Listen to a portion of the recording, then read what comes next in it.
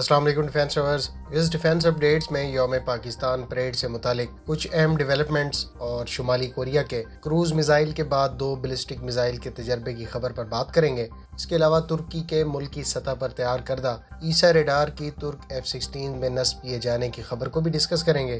China سمیت دیگر بین الاقوامی دفاعی خبریں بھی اس ویڈیو میں شامل ہوں گی۔ So let's start.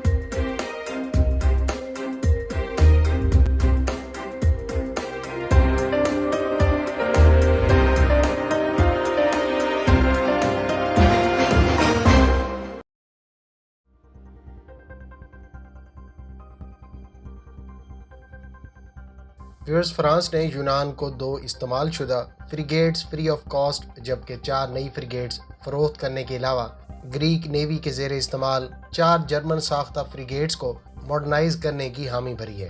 فرانس کی طرف سے 2 فری آف کاسٹ آفر کی جانے والی فریگیٹس کو 1990s کے اوائل میں فرینچ نیوی میں انڈکٹ کیا گیا تھا۔ اس میں سے ایک اینٹی ایئر کرافٹ وارفیئر صلاحیت اور دوسری اینٹی سب مرین وارفیئر صلاحیت سے لیس ہے۔ یہ دونوں یوزڈ فریگیٹس فوری طور پر ڈیلیور کی جا سکیں گی اور یونان کے حکام ان فریگیٹس کا معائنہ پہلے ہی کر چکے ہیں۔ جہاں تک نئی فریگیٹس کی بات ہے تو یہ فریگیٹس فرانس کا نیول گروپ تیار کرے گا، تاہم نیول گروپ کی جانب سے گریس کو 2.5 ارب یورو کی ڈیل جولائی 2020 میں آفر کی گئی تھی، جو یونان نے مہنگی ہونے پر ریجیکٹ کر دی تھی۔ اب فرانس کا نیول گروپ ان 4 فریگیٹس میں سے 3 کو یونان میں گریک شپ یارڈ میں تیار کرنے کی حامی بھر کر اس کی کاسٹ کو 15 سے 20% کم کر کے یہ شپس پھر سے آفر کر رہا ہے۔ اس کے علاوہ 2 فریگیٹس کو فری میں دینے کا معاملہ بھی اس ڈیل سے مشروط ہے۔ البتہ معاہدہ طے پانے پر یہ نئی فریگیٹس 7 سے 8 سال میں بلٹ اور ڈیلیور ہوں گی۔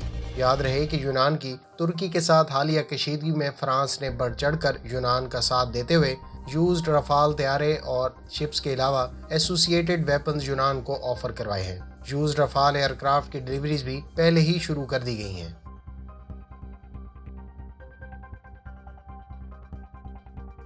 ترک ایزلسان ریڈار سسٹمز کے ڈائریکٹر نے کہا ہے کہ ترکی 2022 میں ملکی ساختہ ایسا ریڈار کی F-16 پر انٹیگریشن سٹڈیز شروع کر دے گا۔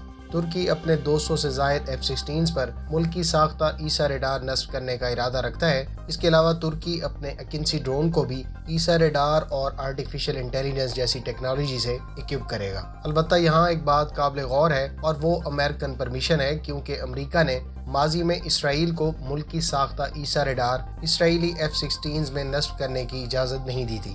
دوسری جانب ترکی کو اپنے F-16 کو ایسا ریڈار سے اکوپ کرنے کی اشد ضرورت ہے، کیونکہ اس کے روایتی حریف یونان کو رافال اور F-16 وائپر کی صورت میں ایسا ریڈار صلاحیت حاصل ہو گئی ہے۔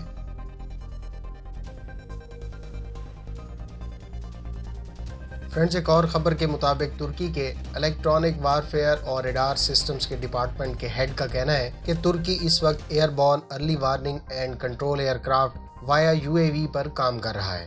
Electronic warfare and radar systems department کے ایک اور پروجیکٹ پر بھی کام کیا جا رہا ہے، جس کے تحت ان کمنگ میزائلز کو ایک محفوظ فاصلے پر لیزر لائٹ سے تباہ کیا جا سکے گا۔ فرینڈز، ایک اور خبر کے مطابق ترک کمپنی ٹیوبی ٹیک سیج نے بوزوک نامی مائکرو منیشن متعارف کروا دیا ہے۔ اس کا وزن صرف 16 کلوگرام اور اس سے 10 کلومیٹر دور اہداف کو نشانہ بنایا جا سکتا ہے۔ اس مائکرو منیشن کی مدد سے ایک ایکنسی ڈرون پر 16 بوزوک مائکرو منیشن کیری کیے جا سکیں گے۔ یاد رہے کہ اس سے پہلے راکٹ سان کے مائکرو منیشن، جس کی رینج 14 کلومیٹر تھی، اس کا وزن 22 کلوگرام ہے۔ راکٹ سان کے اس مائکرو منیشن کو ترک ڈرونز پر نصب کر کے آرمینیا کے خلاف کامیابی سے ٹینکس، آرٹلری اور آرمرڈ پرسنل کیریئرز کے خلاف کامیابی سے استعمال کیا جا چکا ہے۔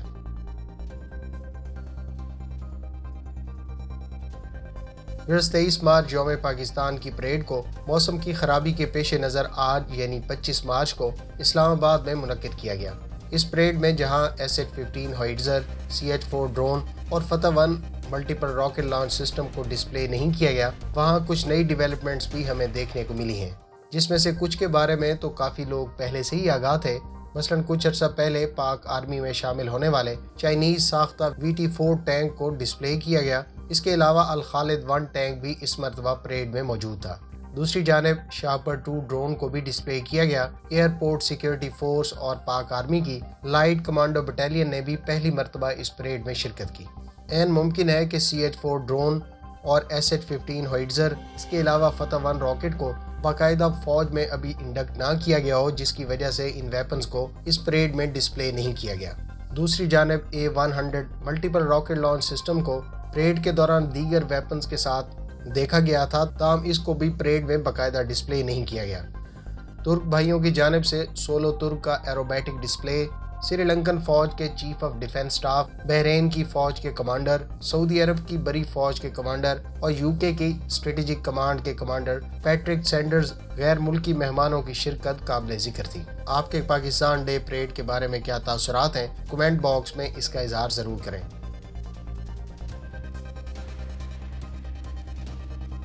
فرینڈز، چائنیز ایئر فورس کے پائلٹ نے کہا ہے کہ چین کا J-16 ملٹی رول فائٹر اس کے ہم پلہ دوسرے فائٹر ایئرکرافٹ جیسا کہ Su-30 سے زیادہ سپیریئر ہونے کے علاوہ ایک فلالیس فائٹر ایئرکرافٹ ہے۔ یہ بات چائنیز ایئر فورس کے ایسے پائلٹ نے چائنا سینٹرل ٹی وی کو دیے گئے انٹرویو میں کہی جو اس سے پہلے J-16 اور دوسرے فائٹر ایئرکرافٹ کو فلائی کرنے کا خاطر خواہ تجربہ رکھتے ہیں۔ چائنیز پائلٹ کے اس انٹرویو کو گلوبل ٹائمز نے اپنے حالیہ آرٹیکل میں کوٹ کیا ہے۔ یاد رہے کہ J-16 بنیادی طور پر Su-30 پر بیسڈ ہے، تاہم چین نے J-16 میں چائنیز سب سسٹمز اور اپنے ویپنز کے علاوہ اس میں چائنیز ایسا ریڈار نصب کر رکھا ہے۔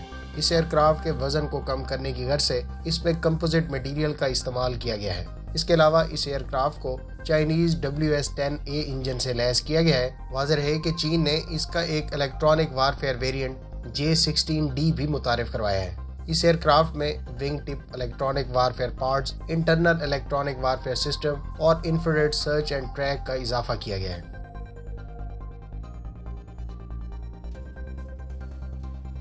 جنوبی کوریا کے جوائنٹ چیف آف سٹاف نے کہا ہے کہ شمالی کوریا نے آج 2 ممکنہ بیلسٹک میزائل مشرقی سمندر میں فائر کیے ہیں۔ حالیہ تجربہ 2 شارٹ رینج لینڈ بیس کروز میزائل فائر کیے جانے کے 1 روز بعد کیا گیا۔ جنوبی کوریا کے جوائنٹ چیف آف سٹاف کے مطابق حالیہ تجربے پر جنوبی کوریا اور امریکی انٹیلیجنس اتھارٹیز مزید جائزہ لے رہی ہیں۔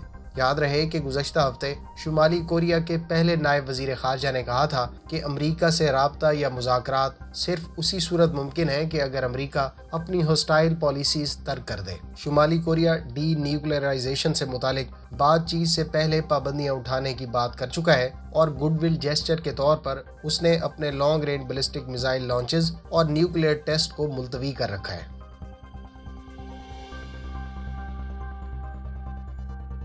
US میرین کارپس کے F-35B طیارے کو اس وقت نقصان پہنچا جب اس کی کینن سے فائر کیے جانے والا ایمونیشن ایکسپلوڈ ہو گیا۔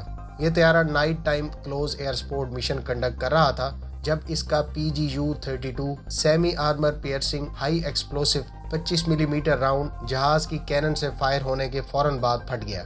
اس حادثے کی تحقیقات کے لیے ایک کمیٹی تشکیل دے دی گئی ہے۔ نیول سیفٹی سینٹر کا کہنا ہے کہ یہ حادثہ کلاس A کا مسہب تھا۔ واضح رہے کہ کلاس A مسہب کو ایویشن ایکسیڈنٹس میں ایسے حادثے کو قرار دیا جاتا ہے جس میں متعلقہ پراپرٹی یعنی املاک کو $2.5 ملین تک کا نقصان پہنچا ہو۔